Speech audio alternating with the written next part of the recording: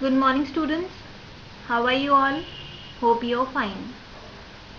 Class 8, Social Studies, Geography, Lesson 8, Resources, Importance and its Uses. We will study this lesson. I will explain you this lesson and you have to just read out and concentrate on the screen. Students, first of all, we will know that what are resources. So, the definition of the resources are as follows. The substance provided by nature.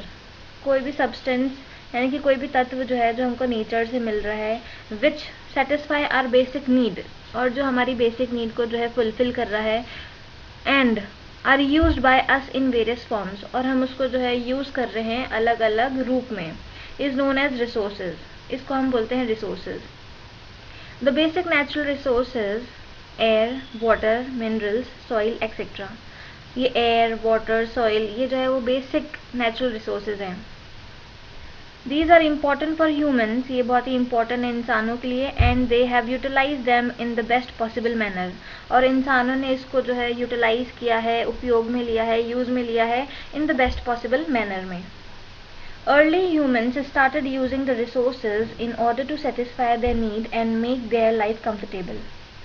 Early humans जो थे यानी कि जो पहले humans थे, पहले के जो इंसान थे, उन्होंने क्या किया है, उन्होंने स्टार्टेड यूजिंग द रिसोर्सेज, उन्होंने जो है रिसोर्सेज को यूज़ करना जो है शुरू किया था, यानी कि संसाधनों को जो है यूज़ करना शुरू किया था in order to satisfy the need, ताकि वो अपनी जो है नीड, अपनी जो है ज़रूरतें पूरे कर सकें. And make the life comfortable, और अपनी लाइफ जो है वो ईजी बना सके, कंफर्टेबल बना सके. They started using trees for woods, उन्होंने ट्रीज को यूज करना शुरू कर दिया ताकि वो वुड बना सके, लकड़ी बना सके. On soil they started growing crops for foods, soil पे यानी कि मिट्टी पे उन्होंने स्टार्ट कर दिया ग्रो करना यानी कि उगाना क्रॉप्स यानी कि फसलें. And then they started extracting minerals, और उसके बाद उन्होंने जो है एक्सट्रैक्टिंग मिनरल्स यानी कि उन्होंने जो है खनिज निकालना जो है शुरू कर दिया. In the last few centuries, और अभी कुछ शताब्दी से क्या हुआ है, they had made machines and started manufacturing goods, उन्होंने बहुत सारी मशीन्स बनाई है अलग अलग तरीके की, और उन्होंने जो है मैन्युफैक्चरिंग जो है शुरू कर दी है, गुड्स बनाना जो है शुरू कर दिया है, यानी कि चीज़ें बनाना शुरू कर दिया. They started creating wealth from nature, उन्होंने जो है क्या किया है, वेल्थ यानी कि धन बनाना जो है शुरू कर दिया है फ्रॉम नेचर से. ठीक है, यानी कि उन्होंने जो है प्रकृति से धन पैदा करना जो है शुरू कर दिया है इंसानों ने. Hence we can conclude that, इसलिए हम जो है कंक्लूड कर सकते हैं, ये रिजल्ट निकल सकते हैं, that anything that is used to satisfy human need is a resource. कोई भी चीज़ जो ह्यूमन की जो नीड को यानी कि ह्यूमन की जो ज़रूरत है उसको जो है सेटिस्फाई कर सके, उसको फुलफिल कर सके, इज़ अ रिसोर्स, वो एक रिसोर्स है.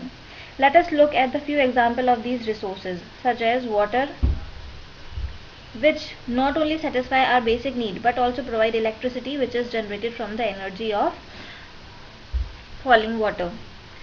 वाटर जो है सिर्फ हमारी जो है नीड को ही सेटिस्फाई नहीं करता, हमारी सिर्फ ज़रूरत को ही सेटिस्फाई नहीं करता, बल्कि ये हमको इलेक्ट्रिसिटी भी जो है प्रोवाइड करता है. इससे इलेक्ट्रिसिटी जो है जनरेट होती है अगर हम इसको ऊपर से गिराते हैं तो. Wind is also use to generate electricity through wind mills, wind जो है हवा जो है उससे भी जो है हम इलेक्ट्रिसिटी जो है जनरेट कर सकते हैं, बिजली बना सकते हैं, और वो कैसे, थ्रू विंड मिल से यानी कि पवन चक्कियों से. The need and the greed of the human being is increasing day by day and so is nature being exploited to a large extent. The need यानी कि ज़रूरत जो है ह्यूमन्स की, एंड ग्रीड यानी कि लालच जो है ह्यूमन्स का, वो इंक्रीज होता जा रहा है डे बाय डे, बढ़ता जा रहा है day by day. So is nature being exploited to large extent, और इसलिए नेचर हमारा जो प्रकृति है वो जो है एक्सप्लॉइट होती जा रही है, मतलब उसको जो है नुकसान पहुंच रहा है बहुत ही लार्ज एक्सटेंट पर, क्योंकि हम जो है मिनरल्स निकालते जा रहे हैं हमारी नेचर से, हमारी अर्थ से, और इसकी वजह से जो है वो बैलेंस नहीं हो पा रही अर्थ, और हमारा जो एनवायरनमेंट है वो एक्सप्लॉइट हो रहा है लार्ज एक्सटेंट पर. The knowledge and the creativity of human is boundless, the knowledge जो है इंसान के पास, जो ज्ञान है वो बाउंडलेस है, बहुत ज़्यादा ज्ञान है इंसान के पास. But the danger of greed, is damaging the environment, लेकिन जो डेंजर है हमारा वो ग्रीड का, यानी कि लालच का जो डेंजर है वो इसलिए क्योंकि ये हम जो है डैमेज करते जा रहे हैं एनवायरनमेंट इस ग्रीड की वजह से, इस लालच की वजह से कि हमारे पास पैसा आएगा खनिज से या फिर रिसोर्सेज से। The balance of nature is also getting disturb, as I have told you earlier also कि द बैलेंस जो है नेचर का वो भी डिस्टर्ब हो रहा है इससे। Hence certain alternate ways and means should be considered to preserve and maintain the balance of the nature। इसलिए कुछ हमको अल्टरनेटिव वेज निकालनी चाहिए ताकि जो है हम प्रिजर्व कर सकें और बैलेंस कर सकें नेचर को, ताकि हम जो है बचा के रख सकें और जो है बैलेंस कर सकें नेचर को। Next point is value of resources. The worth of an object और a resource is known as value of the same. The worth यानी कि द कीमत जो होती है किसी भी रिसोर्स की is known as value of resource, उसको बोलते हैं value of resource. The value of any resource can vary from time to time and place to place. The value जो होती है, जो मूल्य जो होती है किसी भी रिसोर्स का वो वेरी करता है टाइम टू टाइम और जो है प्लेस टू प्लेस, यानी कि वो अलग अलग होता है टाइम से और प्लेस टू प्लेस, ठीक है। The kind of value may differ from one resource to another. One resource might have economic value whereas the other may have natural value। एक रिसोर्स जो है वो इकोनॉमिक वैल्यू हो सकती है एक रिसोर्स की और दूसरी रिसोर्स की जो है वो नेचुरल वैल्यू हो सकती है, ठीक है। यानी कि किसी रिसोर्स की मान लो इकोनॉमिक वैल्यू है, आर्थिक मूल्य है उसका, और दूसरे रिसोर्स की जो है वो नेचुरल वैल्यू है यानी कि प्राकृतिक मूल्य है उसका, ठीक है। फॉर एग्जाम्पल जैसे मैं बता देती हूँ कि waterfall has an aesthetic resource. Waterfall जो है एक एस्थेटिक रिसोर्स है, एस्थेटिक वैल्यू है मतलब।